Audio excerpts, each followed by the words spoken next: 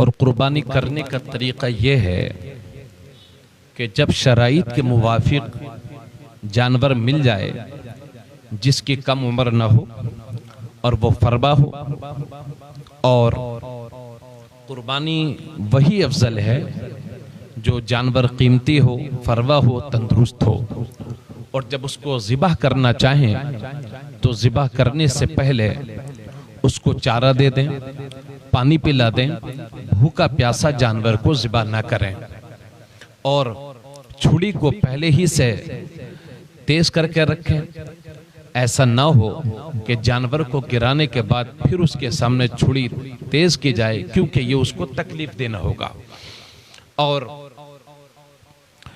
एक जानवर को दूसरे के सामने ज़िबाह ना करें, बल्कि अलग अलग ज़िबाह करें। और जब छुरी तेज हो गई हो तो फिर जानवर को बाएं पहलू पर इस तरह लिटाएं कि उसका मुंह किबले की तरफ हो जाए और अपना दाहिना पांव रखें, अपना दाहिना पांव उसके पहलू पर रखकर तेज छुरी से जल्दी से ज़िबाह करें। और ज़िबाह करने से पहले ये दुआ पढ़ें, इन्नी वज्जहतु वजहिया लिल्लज़ी फ़तरस समावाति वल अर्ज़ हनीफ़ा वमा अना मिनल मुश्रिकीन इन्न सलाती व नुसुकी व महयाया व ममाती लिल्लाहि रब्बिल आलमीन ला शरीक लहू व बिज़ालिका उमिरतु व अना अव्वलुल मुस्लिमीन अल्लाहुम्मा मिनका व लक बिस्मिल्लाहि अल्लाहु अकबर। ये कहकर के छुरी से तेजी के साथ जल्दी से ज़िबाह कर दें। और ज़िबाह करने में 4 रगें, कम से कम 3 रगें कटना चाहिए और ज़्यादा से ज़्यादा 4 रगें कटें। यानी इतना न कटें कि गर्दन की मोहरे तक छुरी चली जाए, क्योंकि ये बेवजह उसको तकलीफ देना होगा। और जब ज़िबाह करने के बाद छोड़ दें और जब उसकी रूह निकल जाए उसके बाद उसकी खाल उतारें और पैर वगैरह को काटें। और जब ज़िबाह हो जाए तो फिर ये दुआ पढ़ें। अगर उसने अपनी तरफ से कुर्बानी की है तो दुआ पढ़ें, अल्लाहुम्मा तक़ब्बल मिन्नी कमा तक़ब्बलता मिन खलीलिका इब्राहीम अलैहिस्सलाम व हबीबिका मुहम्मद सल्लल्लाहु अलैहि वसल्लम। और अगर बड़ा जानवर है, 7 लोग शरीक हैं, तो उसमें जो दुआ करेंगे वो मिन के बाद सबको जोड़ते जाएंगे। जैसे अल्लाहुम्मा तक़ब्बल मिन ज़ैदिन व खालिदिन व बकरिन व फुला, इस तरह से। और अपनी जानिब से तो अल्लाहुम्मा तक़ब्बल मिन्नी कमा तक़ब्बलता मिन खलीलिका इब्राहीम अलैहिस्सलाम व हबीबिका मुहम्मद सल्लल्लाहु अलैहि वसल्लम। और ये भी याद रहे कि अपने हाथ से अपनी कुर्बानी करना अफसल है। और कोई शख्स अपने हाथ से ना करके दूसरे से कुर्बानी करवा रहा है तो जो मालिक के निसाब है, जिसकी जानिब से कुर्बानी हो रही है, उसको चाहिए, उसके लिए बेहतर है, अफजल है कि वो कुर्बानी के वक्त वहाँ मौजूद रहे। कभी कभी ऐसा होता है कि एक शख्स ज़िबाह करता है लेकिन छुरी को 2-3 लोग पकड़ लेते हैं, तो जो 2-3 लोग पढ़ें, 2 लोग पकड़ें, तो दोनों को बिस्मिल्लाह अल्लाहु अकबर कहना ज़रूरी है। अगर किसी एक शख्स ने भी नहीं कहा, ये सोच करके कि इन्होंने कह लिया होगा, तो फिर वो जानवर शरई तौर पर जो है ज़िबाह नहीं माना जाएगा। यानी जो लोग 2 लोग अगर छुरी पकड़े हुए हैं तो दोनों को बिस्मिल्लाह अल्लाहु अकबर कहना चाहिए और उसके बाद ज़िबाह करना चाहिए। और बाकी जितने लोग खड़े हैं उनको भी अल्लाहु बिस्मिल्लाह अल्लाहु अकबर कह लेना चाहिए, कोई दिक्कत नहीं है। अल्लाहु अकबर की तस्बीहें उस दिन वैसे भी बुलंद करना चाहिए।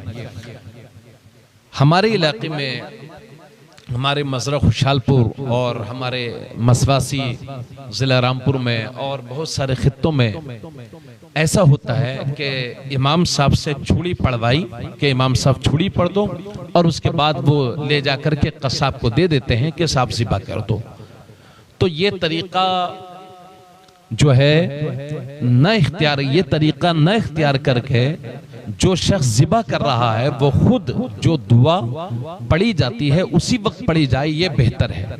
लेकिन इमाम साहब ने छुड़ी या किसी हाफिज कुरान ने या आलिम दीन ने या कारी कुरान ने छुड़ी पढ़ के दे दी, तो जो शख्स ज़िबा कर रहा है उसके लिए बिस्मिल्लाह अल्लाहु अकबर कह लेना वाजिब है। बगैर बिस्मिल्लाह अल्लाहु अकबर कहे उसने ज़िबा कर दिया तो वो ज़िबा नहीं माना जाएगा, वो हराम हो जाएगा वो जानवर। चूंकि इमाम साहब ने छुड़ी पड़ी है, बेहतर तो यह है कि जो शख्स ज़िबा कर रहा है वो दुआ उसी वक्त पढ़नी चाहिए और बिस्मिल्लाह अल्लाहु अकबर कह के ज़िबा करना चाहिए।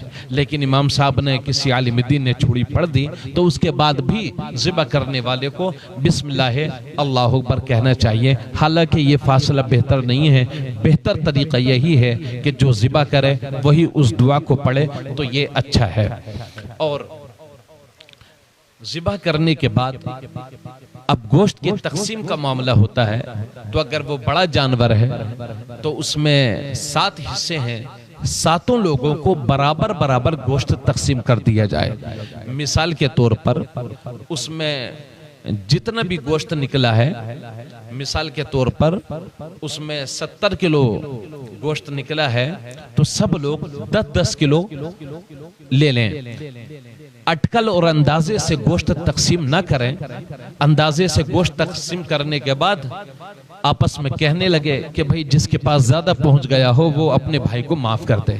याद रखिए ये गोश्त की तकसीम का जो मामला है ये शरीयत का हक है, हम और आपका हक नहीं है, इसलिए हमारे माफ कर देने से उसको माफी मिलने वाली नहीं है। लिहाजा गोश्त को तोल करके तकसीम किया जाए और किसी को जायद और किसी को कम न दिया जाए। उसके बाद हमारे हिस्से का जो गोश्त है उसको 3 जगह तकसीम किया जाए। एक तो अपने घर वालों के लिए रखा जाए, एक अपने दोस्त अहबाब रिश्तेदार के लिए, और उसमें गरीबों का भी हिस्सा है, एक हिस्सा गरीबों के लिए भी रखा जाए।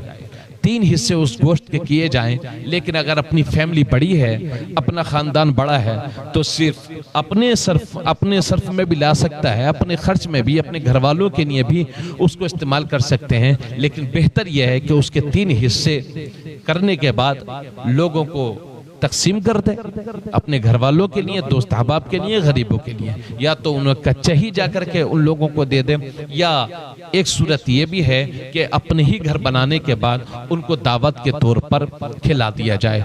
खुद गोश्त खा लेना और किसी को ना देना ये कुर्बानी की रूह के मुनाफी है। याद रखिए इस्लाम ने ये ज़ाब्ता बड़ा प्यारा पेश किया है। यही वजह है कि कुर्बानी के अय्याम में रोज़ा रखना भी हराम है।